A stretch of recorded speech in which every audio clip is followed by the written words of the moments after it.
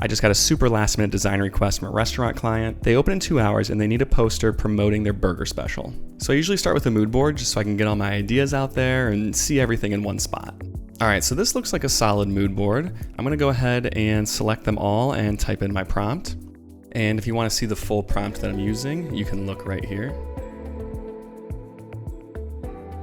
All right, so this is looking pretty good. I'm gonna make a couple small changes here. I want to add a neon streak up here at the top. And then I also want to make the background a little grittier. People sometimes ask me how I get to this point in my design process so quickly.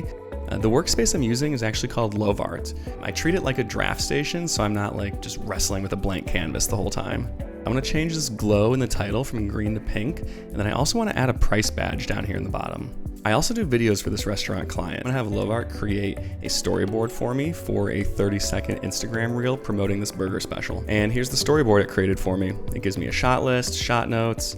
This thing is a huge time saver. And here's a couple clips of one of the videos that I ended up shooting for this client. Here is our final restaurant menu poster. I put a link to Lovart in my bio. Go check it out, let me know what you think. It's a huge time saver when it comes to these little last minute projects that pop up.